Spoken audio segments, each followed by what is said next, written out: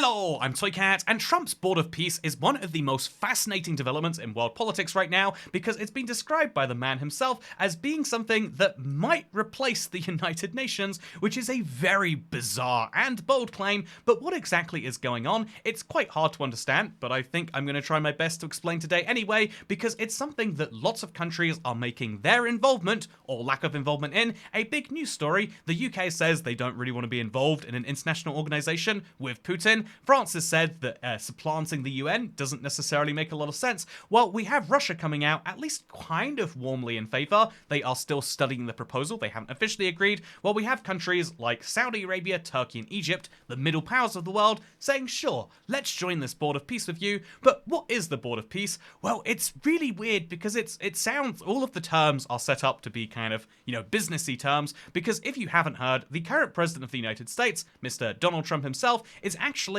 a media personality and businessman, and that's a big part of how he does politics, so much so that when this Board of Peace was set up, it has Trump as the chairman, not because he's the leader of the USA, no. The way this works is the chairman of the Board of Peace is Donald Trump, who is member for life. And then there is the main Board of Peace, which is composed mainly of the leaders of countries, and then there's an executive board. This executive board is a series of people who are respected from various countries. So there's the US Secretary of State, there's the US Special Envoy, there's a former UK Prime Minister, there's the President of the World Bank, there's the wait, this is the Board of Peace Executive Board, and this is the Gaza Executive Board. So then there's also the Egyptian Intelligence Chief, Turkey's Foreign Minister, the UAE Minister for State, the Bulgarian former UN Middle East Envoy. There's a lot of people who have an interest in this on various different boards that all exist and are there to make this work. However, there's then the interesting second layer of this, which is that the Board of Peace is going to contain 60 different countries.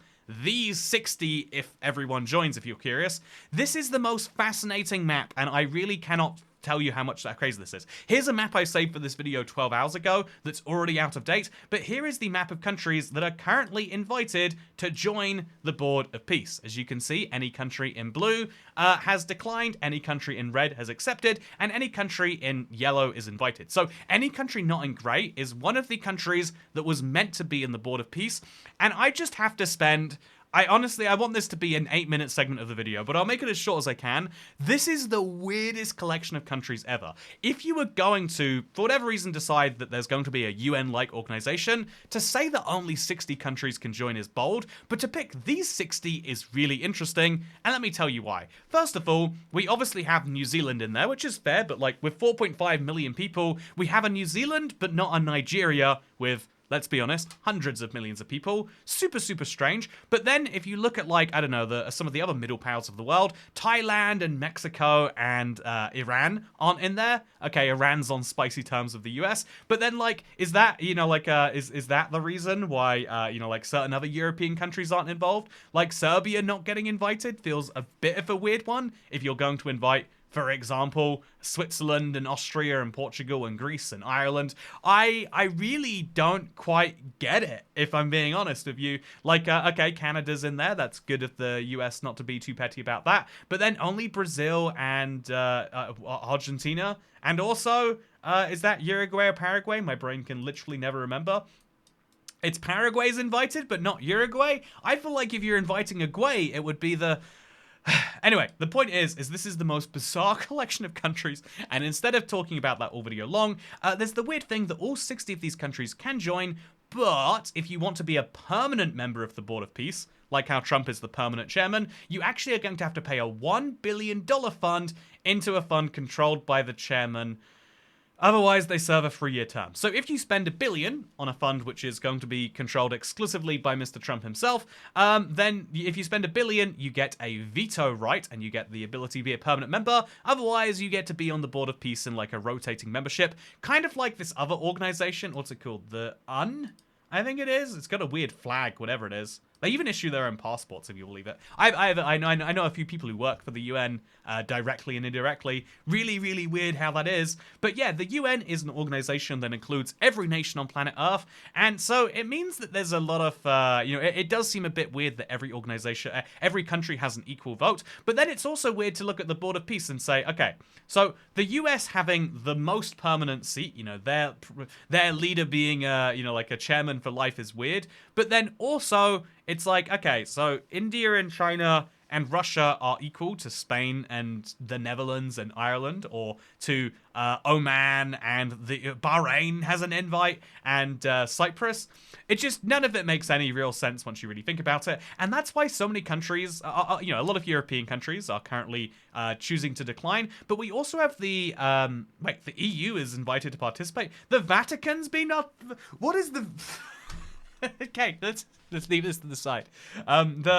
But if you look at the list of countries that have been invited to participate, it's quite interesting that even some quite pro-US countries, the Singapores, the South Koreas, the Japans, even the India these days of the world, are choosing to kind of wait on this. While we have some countries like Vietnam and the UAE, a lot of Middle Eastern countries, and even Belarus deciding, heck yeah, let's jump right aboard that, which I think is incredibly interesting. This Board of Peace is something that I think is almost impossible to really get a grip on right now, because it doesn't really exist, because it's trying to gain members, and that's what makes it such a weird organization. I think it's, the problem with the current chairman, he's got many great qualities, but I think he also has a bit of a problem where it's very hard to actually say what it is that he says publicly and how that relates to reality.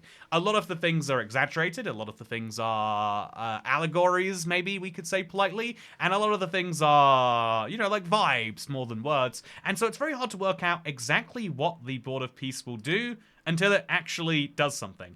Is it designed to be an alternative to the UN Security Council?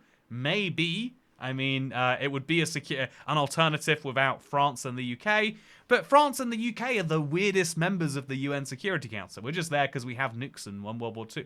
France didn't even win World War II, but we're just there because we have nukes, and one of us won World War II a little bit after sacrificing everything we had for it. Anyway, but the interesting thing here is the fact that, what is the point of the Board of Peace is one of the hardest questions to answer right now, and so, after I give a quick praise to President Trump, because he did say he ended 8 wars in 8 months, but then he ended a 9th one. You see how quickly this Greenland stuff went away? I've got to quickly just go into this interesting article from BBC In Depth, because they basically describe the weird world of what's happening here. There is a very powerful board chairman, and there is a $1 billion price tag to actually join. And so, in a world where we're seeing this craziness, the US capture of Venezuela's leader, the threatening and preparation for military action against Iran, demands to acquire Greenland, we're seeing a world that feels like it's all of a sudden unraveling, and it makes me wonder if that is all happening as kind of like a smokescreen for this. I know a lot of people are like, oh yeah, the reason that Trump is demanding Greenland is because of the Epstein files. I don't have any understanding of how those files come out and don't come out based on what's going on. But what I do understand is the fact that whatever it is in politics, if you do nothing, people will start to attack you. But if you do something, then you can start to, I feel like coming up with as many things where you can be pro-US or anti-US seems to work out quite well for quite well for Mr. Trump himself. And so as a result of all of these things going down, I feel like the Board of Peace, or the Gaza Board of Peace, or the UN equivalent Board of Peace is kind of just simmering in the background. More and more countries are signing up for it, and so we have this kind of interesting problem where the UN, a 193 member strong body, has lost its role as peacemaker-in-chief, which means, is there a space that could be best filled? I would argue a good way to fill it would be the US directly, or indeed China and the US just coming together and saying, what should we do to make the world better? I know that's really I know that's very optimistic thinking, but if the US and the EU, or the US and China, or the US and the EU and China, whatever combination, just said okay, let's still have our silly little situations where we favor something in a war. China would rather war than peace of Taiwan, and the EU maybe would rather war than peace if it came to, I don't know, maybe if Georgia was invaded, they would defend Georgia rather than say let's take the peace right now. I don't know for sure, but like, and the U.S. would probably feel the same about something happening close to their turf, right? Every country has their own little specific issues where they're like, oh yeah, but in that case, I think peace is not the most important thing. But when it comes to the rest of the world, notably this section of the Middle East where we are continuously talking about it, wouldn't it be cool if we just come together and say, yeah, this is what's going to happen? And you're going to accept it, because we're all on the same page on this one. Wouldn't that be nice? Because as it's turned out, you know, the Russia in its post-USSR arc has been increasingly hard to work with. And so is that what the Board of Peace is going to create? A way for these countries, which is basically the ones I mentioned, plus a bunch of the middle powers, the Canadas, the Polands, the Spains of the world. Is this, I mean, Spain's part of the EU, but the Canadas and the pick a non-EU country here. Why is Albania invited but Serbia isn't, man? But the Albanias, the Canadas, the Indias, the Omans of the world to have a little bit of a say there too.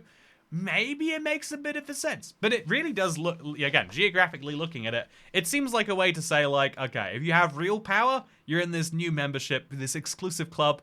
If you're not invited, then something's going wrong with your country. And it's weird because this is something that I think everyone could probably acknowledge, that every country is treated as equal, but aren't really equal.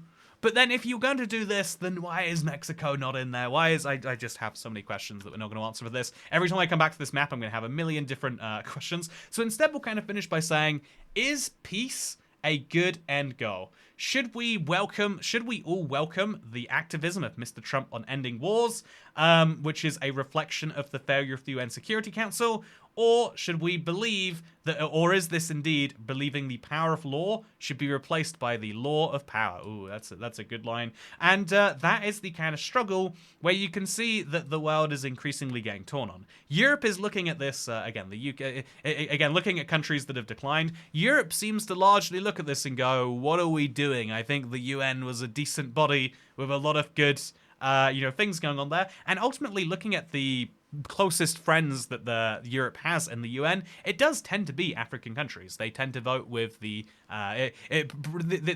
tend to vote, at least in my experience, with like the European powers that they're associated with. So is this Europe feeling like it loses some UN votes? Is this the US trying to build a new organization, one that gets their leader on it for life? Or is this just a weird distraction that is here to say, look, I did everything I could to solve this. I made a gold logo of the world. Well, I made a gold logo of the United States and friends. And so if this doesn't solve the Gaza problem, I don't know what does.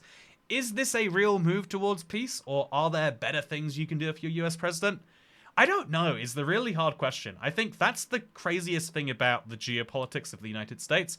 Being involved in every corner of the globe, from Greenland to Venezuela to Iran to Gaza to Sudan, to being involved in, even in Thailand, that's one of the conflicts that is one of the 8, if you're curious, that were resolved. If you're involved in every corner of the globe at the same time, I don't know how you become pro-peace when some of those pieces start to conflict with each other. And so is the Board of the Peace the solution? I'm inclined to think no, but I definitely think this is something interesting to follow. And how will that go? Heck if I know.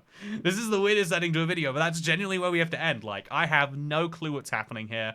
And if you do, I'd love to hear in the comments down below. But yeah, with that said, this is the last video I'm recording on my computer. And so the videos for the next couple of weeks will be fun and different. Hope you're looking forward to them. If you want to support videos like this one, you can go to patreon.com/toycat. Usually, I at least feel like I know what I'm talking about. But at the end of this video, I'm like, so the Board of Peace, it's like real, but also only a few countries are on board. Mostly like middle-powered countries, not like the big deal hitters besides the United States. But also a lot of countries are declining. Does that spell the end of the Board of Peace? Or is there a Board of Peace that's everyone but Europe who gets together to make decisions on peace on the world? Will these countries eventually join later? Would they actually make you pay $1 billion to Trump personally? That feels insane. That feels like that can't be right. I have so many questions and I'll never get answers. But like, more importantly, why is Albania in this body but not Serbia? How did they possibly pick these countries? Did they draw them out of a hat? Is it like the World Cup where you qualify by ballot? I have so many questions and no answers. And if you can give me those questions or answers, you can go to patreon.com/toycat to give me money. And then also those. Or if you don't want to give money, you can actually go to Patreon and become a free member. And then your name will show up when we do the scrolling bys in the future. That's fun. Oh, speaking of fun, first of all, here's a fun little thing I have to share with you. So, first of all, we earned $1,400 this month. That's $700 more than usual, even though it's January. You know, big money, big month. But also, I want to share something interesting. My most recent video thumbnail, as you can see right here, has a very slight A/B testing difference when you use orange or green for, orange or red for Greenland. It should be green for Greenland, though. What am I thinking? But isn't that interesting? Maybe you think that's interesting. But I'll do a fun A/B test for this video, too. And I'll share the results in a community post. But yeah, I'm preparing for a big trip to go to some brand new places. It's going to be a lot of fun. I'm looking forward to it. Also, I've only got 2 Canadian provinces left to go to. Can't believe I haven't done that yet. And only, like, 20 states. This video... Yeah, this is a map I can understand. In fact, wait, is my map of where I've gone to in the world... It's pretty similar to the Board of Peace map, right? If we can just come back to this. Man, maybe it is the important countries. Or is Donald Trump looking at my jetpunk history to work out which countries are worth inviting or not? It's probably that one, isn't it? It's probably that one. Anyway, thank you for watching. And as always, second channel, don't care. Goodbye.